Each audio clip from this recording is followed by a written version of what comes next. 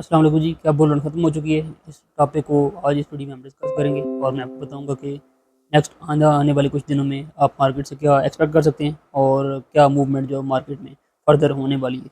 सबसे पहली इंपॉर्टेंट चीज़ जो मैं यहाँ पर देख रहा हूँ वो है fear and greed index. Fear and greed index काफ़ी नीचे आ चुका है, फ़ियर के जोन में हम एंटर हो चुके हैं।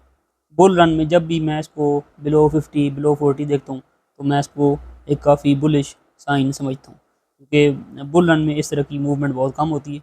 और लास्ट टाइम जब इतना इमोशनल पेन लोगों ने फेस किया था तो वो अराउंड 2 मई जो है वो उसको फेस किया था। और 2 मई अगर आप यहाँ पर देखें, अब देख सकते हैं कि ये जो लेवल था ये 2 मई का दिन था और उसके बाद प्राइस जो है काफ़ी हद तक ऊपर गई थी।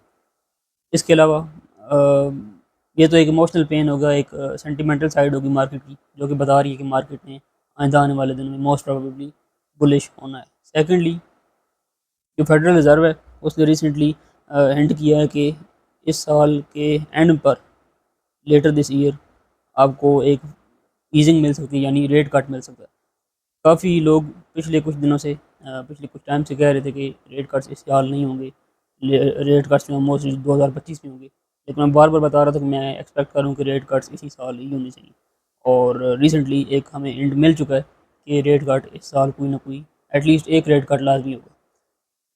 अगर ये एक रेट कट का फेडरल रिजर्व खुद कह रहा है तो मोस्ट प्रोबेबली एक नहीं होगा, एक से ज़्यादा भी हो सकती है। ये चांसेस काफ़ी हद तक मौजूद है। सेकेंडली, जो आपकी मनी सप्लाई है वो दोबारा से बढ़ने लग पड़ी है। पिछले कुछ मंथ से मनी सप्लाई काफ़ी हद तक डाउन जा रही थी। स्पेशली अगर आप 12 महीने पिछले देखें तो उसमें इनिशियल जो 2 क्वार्टर्स हैं उनमें मनी सप्लाई नीचे ही जाती रही। लेकिन लास्ट जो 2 क्वार्टर्स हैं, स्पेशली जो लास्ट क्वार्टर गुजरा है, उसमें काफ़ी हद तक ईजिंग होती हुई नज़र आई है और मनी सप्लाई दोबारा से बढ़ना शुरू हुई है, यानी पैसा दोबारा से प्रिंट होना शुरू हो चुका है। ये भी एक काफ़ी पॉजिटिव साइन है। इसका मतलब है कि फ्यूचर में हमें मज़ीद हायर मूवमेंट देखने को मिल सकती है। इसका एक सबूत जो आपको नज़र आएगा वो आपको नज़र आएगा स्टॉक मार्केट में। इसका कुछ रिज़ल्ट आपको ऑलरेडी, जैसे ही पैसा प्रिंट होना शुरू हुआ है, आपको ऑलरेडी किसी न किसी हद तक जो मूवमेंट है हायर वो देखने को मिल रही है। ये पिछला ये ऑल टाइम हाई था S&P का, उसने उसको ब्रेक किया है और काफ़ी हद तक ऊपर भी जा चुका है। ये भी जस्ट इस मनी सप्लाई के इंक्रीज़ होने की वजह से हो रहा है। अभी करंटली बिटकॉइन के साथ क्या चल रहा है उस बात को भी डिस्कस करते हैं। मेनली जो चीज़ होती है जो किसी भी सेल साइड को ट्रिगर कर सकती है वो होती है टोटल जो सप्लाई है जो एक्सचेंजेस पर अवेलेबल है वो बढ़ रही है या कम हो रही है। तो इस वक्त देखा जाए तो बैलेंस जो है वो काफ़ी हद तक कम हो चुका है। टोटल 2.4 ट्रिलियन, सॉरी 2.4 मिलियन जो है वो बिटकॉइंस हैं जो एक्सचेंजेस पर मौजूद हैं। और रिसेंट कुछ डेज में देखा जाए तो कम कम से कम पिछले एक महीने में 1 लाख बिटकॉइन एक्सचेंजेस से निकल चुका है। तो वो लोग एक्सचेंजेस से बिटकॉइन को निकाल रहे हैं और दूसरे वॉलेट्स में और जो आपके और वॉलेट्स हैं उनमें आपको ट्रांसफ़र होते हुए मिल रहे हैं। इसी तरह से अगर आप ओपन इंटरेस्ट की बात करें तो ओपन इंटरेस्ट नीचे आते हुए जब भी कंसिस्टेंटली कम होता है तो ये भी एक काफ़ी बुलिश चीज़ होती है। अब जितनी भी ये डाउनवर्ड मूवमेंट हुई है, इसमें जैसे जैसे मार्केट नीचे आती रही है ऐसे ऐसे ही ओपन इंटरेस्ट कम होता रहा है। ओपन इंटरेस्ट कम होने का मतलब है कि जैसे जैसे नीचे आ रही है मार्केट, लोग अपनी जो सेल साइड की पोजीशंस हैं उनको क्लोज कर रहे हैं और प्रॉफिट टेकिंग कर रहे हैं। इसका मतलब है कि जो बड़े इन्वेस्टर्स हैं वो मज़ीद लोअर साइड एक्सपेक्ट नहीं कर रहे, वो यहाँ पर ही अपनी प्रॉफिट टेकिंग कर रहे हैं जिन लोगों ने सेल पोजीशंस ऊपर यहाँ पर बनाई हुई थी। तो ये सारी चीज़ें बताती हैं कि मार्केट में आइंदा आने वाले कुछ दिनों में आपको जो सेल साइड का प्रेशर है वो काफ़ी हद तक स्लो डाउन होता हुआ मिलना चाहिए। इवन अगर फर्दर प्राइस नीचे मूव करते भी है, हो सकता है लोगों को एक मरतबा टेक आउट करके दोबारा से प्राइसेस ऊपर जाने लग पड़े, ये भी चांसेस हो सकते हैं। लेकिन ओवरऑल जो मेरा ओपिनियन है वो ये कि आपको नेक्स्ट 1-2 महीनों के अंदर अंदर मार्केट इस प्राइस लेवल पर नहीं मिलेगी, इससे काफ़ी हायर मिलेगी। और ये सिर्फ बिटकॉइन में नहीं होगा, आल्ट कॉइन्स में भी इसी तरह से होगा।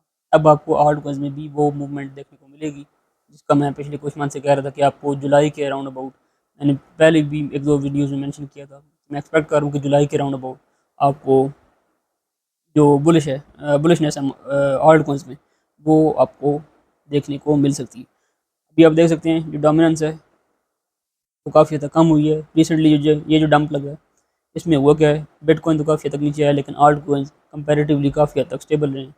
मोस्टली आल्ट कॉइन्स जो हैं वो उन्होंने बिटकॉइन को आउट परफॉर्म किया। अगर आप यहाँ पर देखें एथेरियम का चार्ट जो अगेंस्ट BTC है, तो उसमें भी आप देख सकते हैं कि रीसेंट कुछ डेज से इथेरियम कंसिस्टेंटली बिटकॉइन को आउट परफॉर्म कर रहा है। इन केस अगर हम इस हाई को ब्रेक करते हैं, या जो पिछले हाईज हैं ये वाले, इनको अगर हम टेक आउट कर पाते हैं नेक्स्ट आने वाले कुछ टाइम में, तो काफ़ी हद तक चांसेस है कि आपको आल्ट कॉइन्स में भी काफ़ी बुलिश मोमेंटम मिल सकता है। तो अब हम काफ़ी हद तक करीब आ चुके हैं। मैंने जुलाई का टाइम दिया था और जुलाई तकरीबन अभी 5 दिन ही रह गए। तो अब जुलाई के मिड से जुलाई के एंड तक, ये जो जुलाई के लास्ट 2 वीक्स होंगे, मैं एक्सपेक्ट कर रहा हूँ कि इसमें कुछ ना कुछ बुलिशनेस स्लोली, मतलब इंस्टेंटली आपको वो मोमेंटम नहीं मिलेगा जो सीजन में मिलता है। आस्ते आस्ते मोमेंटम बिल्ड होता है, और वो मोमेंटम बिल्ड होता हुआ एटलीस्ट आपको मेरे ख्याल में नज़र आना चाहिए। जो फंडामेंटल्स हैं और जो सेंटिमेंट्स हैं, वो सारे इंडिकेट कर रहे हैं कि प्राइसेस को हायर जाने चाहिए। इथेरियम की जो सप्लाई है एक्सचेंजेस पर, वो ऑल टाइम लोज पर है। बिटकॉइन की जो सप्लाई है एक्सचेंजेस पर, वो भी लोज पर है। ऑल टाइम लो पर तो नहीं है, लेकिन इस साल का सबसे लोएस्ट लेवल है। इथेरियम का भी इस साल का सबसे लोएस्ट लेवल है जो ऑन एक्सचेंजेस सप्लाई है। तो इतनी सप्लाई डिक्रीज होने का मतलब है कि एक्सचेंज पर सेलिंग के लिए बिटकॉइन एंड इथेरियम के कॉइन्स जो हैं वो दोनों अवेलेबल नहीं रहेंगे। और अगर कोई होंगे भी तो वो वीकेंड्स होंगे, यानी रिटेल इन्वेस्टर्स होंगे। जो बड़े इन्वेस्टर्स हैं वो मोस्टली, अगर कोई एक्सचेंजेस से अव्वल तो बाय नहीं करते, अगर कोई बाय कर रहे हैं तो वो विद द टाइम अपने उन बिटकॉइंस को और इथेरियम को कंसिस्टेंटली विड्रॉ कर रहे हैं, और वो उनको एक्सचेंजेस से नीचे लेकर जा रहे हैं वॉलेट्स में, हार्ड वॉलेट्स में, सॉफ्ट वॉलेट्स में वो ट्रांसफ़र कर रहे हैं, वो एक्सचेंज पर नहीं रख रहे। तो इसका मतलब है कि सेलिंग प्रेशर मज़ीद बिल्ड होता हुआ किसी भी लिहाज से नज़र आना नहीं चाहिए फ्यूचर में। ये ओवरऑल एक अपडेट थी, क्योंकि मैं देख रहा था कि बहुत सारे लोगों का ये सेंटीमेंट था कि बुल रन चाहे शायद ख़त्म हो चुकी है, बुल रन अब नहीं आएगी। ये सारी चीज़ें लोग इस बारे में बात कर रहे थे।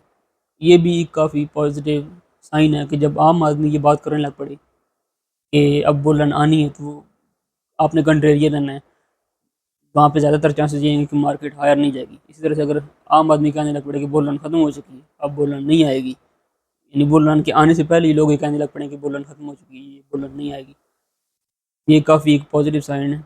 और आपको कंट्रेरियन रहना है यहाँ पर भी, जो हार्ड है उसके अगेंस्ट रहना है। एंड मोस्ट प्रोबेबली अगर आप हार्ड के अगेंस्ट रहेंगे, तो आप एट द एंड लाजमी विन करेंगे।